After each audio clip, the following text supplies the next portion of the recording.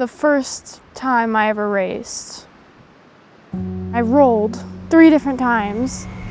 I didn't know the limits. Always pushing, what is possible. Those things excite me, being on the edge.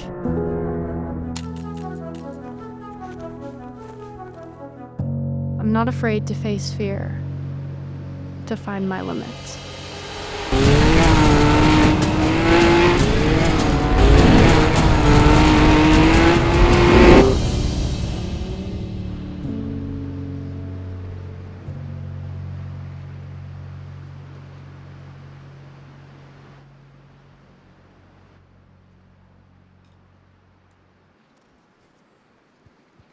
Oh, come on.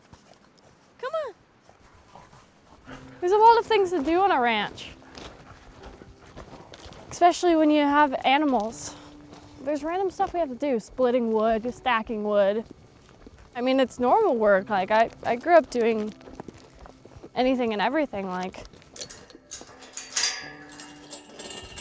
Hi, Sissy. Hi, Sissy. You have birds in your hair. Let me look. Stop, you need to brush your hair. I've matured a little bit, but not much. I grew up around action sports, in and around motocross, skateboarding, snowboarding. So I guess the level of fear is different compared to maybe a normal person with normal sports or grew up in maybe not the life that I did.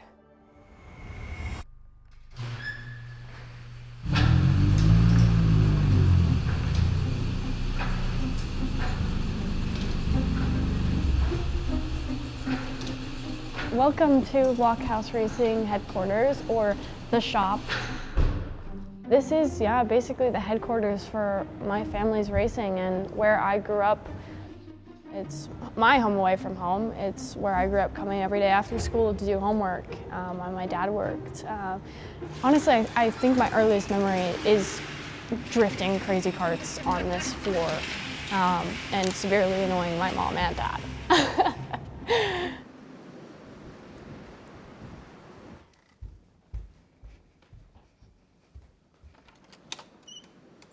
Hi, welcome. Come on in. Welcome to the ranch. We like to call it Ink Care Acres. It's a place we've lived since 2020-ish.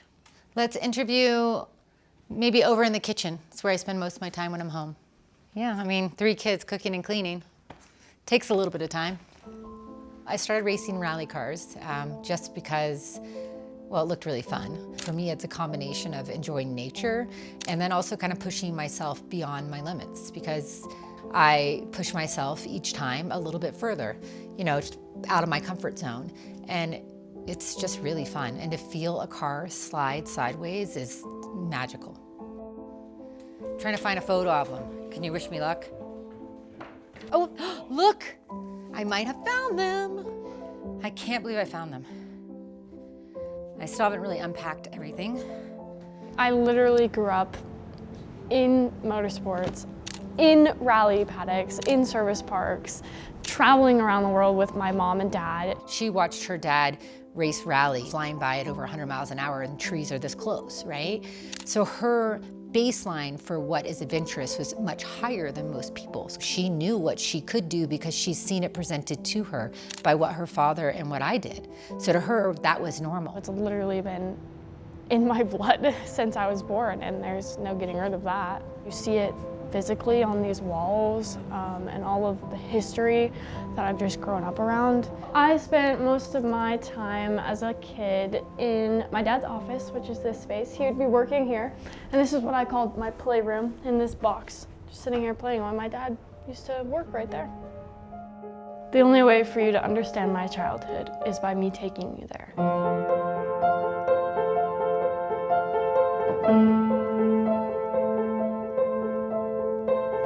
Welcome to my childhood home. In the middle of Park City, the perfect place to grow up. There's a lot of memories up here. Like, I used to skateboard around the top floor. I was playing with my dog and she slid straight into that. The white noise of the bus stopping and that sound of the bus, I would hear 24/7. The original piano that was in my dad's house. It's also where I learned how to play piano. This still does feel like home to me.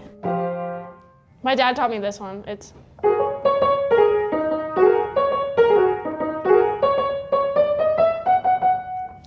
like the first thing I could ever play.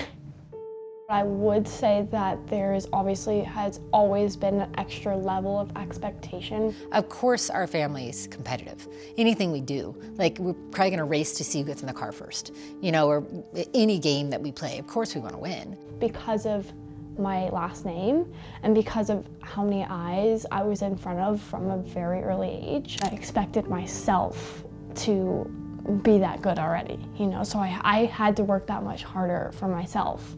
And I think that's still what happens to this day, and I think why I'm able to work that much harder.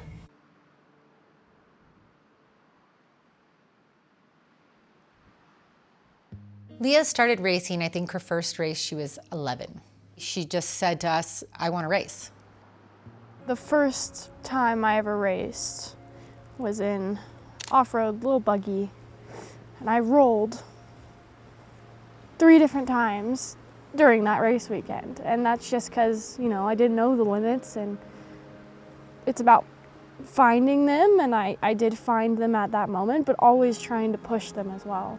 With that fear, if you're not scared or afraid in some way, either to fail or to not going fast enough, then you're not doing it right. I have a couple trophies here. Yeah, I just keep them, in a box. They're a bit dusty, but from when I was like 12 to like 14 is when I did karting. It's just a regional karting championship. I was runner-up my second year, which this isn't actually my trophy. My trophy's at home. This is my brother's. I didn't love karting, but it's still a really great way, and I think it helped me tremendously even in my rally career when I started that when I was 15, and that's been the biggest chunk of my career. It's where I won my first championship. It's where I had the most time in a car. I've also raced Pikes Peak. I've won the Baja 1000, Nitrocross, Extreme E, which was my first ever international championships. There's many different types of motorsports I've dipped my toes into, but I'd never really experienced open wheel. That's my space. I have all my trophies in there. This is my sanctuary. When Lia, mentioned to us that she wanted to try open wheel racing, we were a bit surprised. Obviously, I have my 2 F1 Academy trophies. This was my helmet from the 2024 season, so my first ever painted, branded helmet for open wheel racing. Originally, it was a Zoom call with Sven Smeets and James Vowles. Basically just kind of popping the question after we had discussed it and asking me if I wanted to represent them in F1 Academy. It's just such a golden ticket in a way to experience a different type of motorsports. And after that call, I had about 100 days from the first time I got in an F4 car to the first race of F1 Academy. So she had to get herself, up to speed to be able to race these cars. I literally had to learn everything from scratch. And I went to every race, to every test, to everything she did the first year. The first time I walked into Grove, it just kind of was overwhelming in a way, walking around the factory and seeing the amount of technology that goes on behind the scenes, the machines that, manufacture the parts for the F1 cars, and seeing all of the different departments within Williams that make up the F1 team. It was just so ridiculously complex to me. It's just, a different way of doing motorsports and just entirely different world. I did feel very out of place. It just felt like I maybe wasn't supposed to be there. I didn't belong. You know, as an outsider, not growing up in this space and kind of feeling like an alien in a way. I think she thought she was going to be in the top, 4 within the first couple races. I thought it was going to be easier than it was, to be honest, especially with all my experience in other types of racing. So she definitely had an eye-opening experience. I had to take a step back after that first race in Saudi Arabia and just reassess what my goals are. Even though she wasn't making big jumps and she wasn't winning, she was making significant progress every week and every weekend and every time she got in the car. To have those little gains and see, the positions that I'm starting in qualifying get higher and higher, and just the times getting closer and closer to the top of the field. And I think, just her being able to bounce back from hard times when she was, had consecutive races of someone hitting her or something really bad happening, for her to be able to come out of that every time just made her grow as a person. Mostly my fear is, of either failing or not meeting my own expectations in whatever I do in my career. I've never not been able to overcome a certain fear when I really want something. And then my motto is just huck it and pray. And the first year was a learning year. That's where I started from zero and had to learn all the ins and outs of how to prepare for F1 Academy and racing and everything. And going into the second year, I was ready to fight for a championship, and I was just in that mental space. And going into China, I felt like we had prepared off season so well going into the first round, and free practice, I was going down the back straight in China, trying to go around a competitor.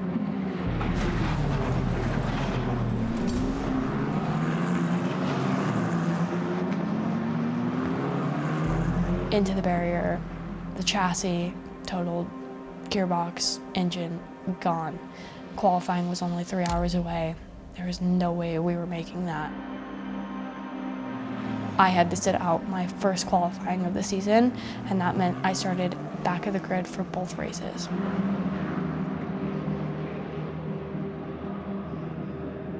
It was just so devastating. All the hard work I had put in, just gut-wrenching, and to think about all the hard work that I put in and what I thought this season was going to be like, for it just to be ripped out of my hands and out of my control within not even 15 minutes on the racetrack.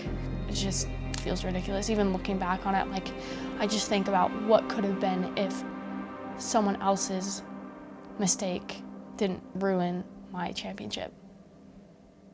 Everyone's like, when she goes out to race, are you scared she's gonna crash? Are you scared she's gonna get hurt? I'm like, I'm more scared that she's going to be disappointed in herself, because I want her to succeed, and I want, her to realize her dreams. Sometimes I just have to give her some time, to be angry, because she deserves to be angry and go through some emotions. But then, we just have to sit and talk about what the goals are and reset. With that reset, it was just about gaining the confidence back that I lost, in China. Any type of experience, especially in the motorsport world, can help you anywhere you go in the future. Learning on how to reflect and take from those failures. There's always something to learn going forward. And to finally get that win in Singapore this year was so emotional internally. Mate, you're a rally and Formula winner! Oh my God! Oh, thank you!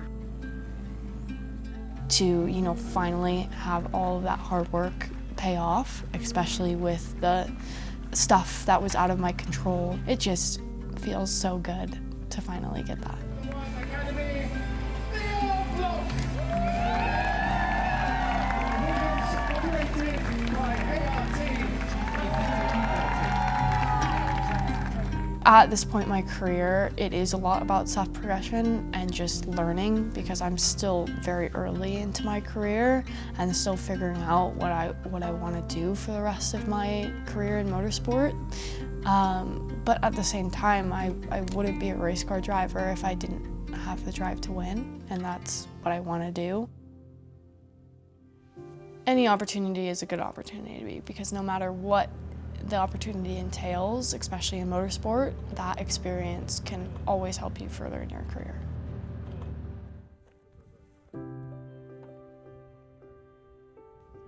So I decided to take the next step in my career. Obviously, only 2 years is allowed in F1 Academy. And after those 2 years, I kind of realized that rally has always been my first love and just something I've always enjoyed doing and racing, and that's what I grew up around. So I've decided to step away from open wheel for the foreseeable future and pursue my career in rally. William's been such an amazing experience and for her to grow so much as a person. I'm actually pretty sad for her to leave open wheel racing. But in the end, it's her decision, it's her life.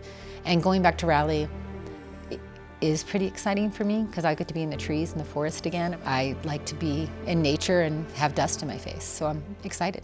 I drove my first F1 car with Williams. You know, that's something I never would have dreamed of being able to do, especially as iconic of F1 cars as the 08 and FW14. Just these things that I would have never dreamed of doing, but I got the chance to do.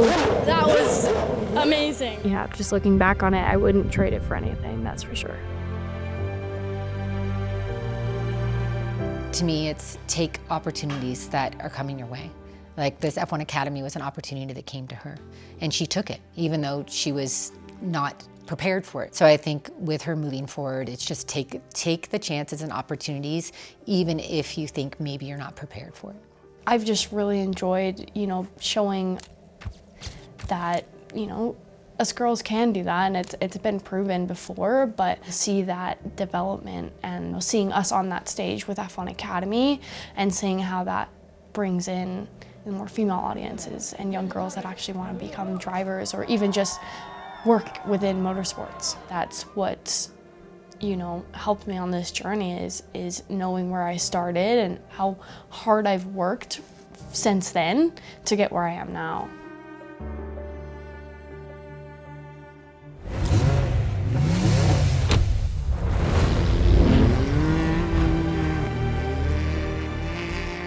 To be within an F1 team and work with JV and Alex and Jamie Chadwick and Carlos this year, it's just been such an amazing experience, and I'm so glad I said yes. I've learned so much as a person, as a driver, maturing over these 2 years, and I hope to keep in touch with Williams and do some more fun things in the future, but for now I'm focusing on winning some championships.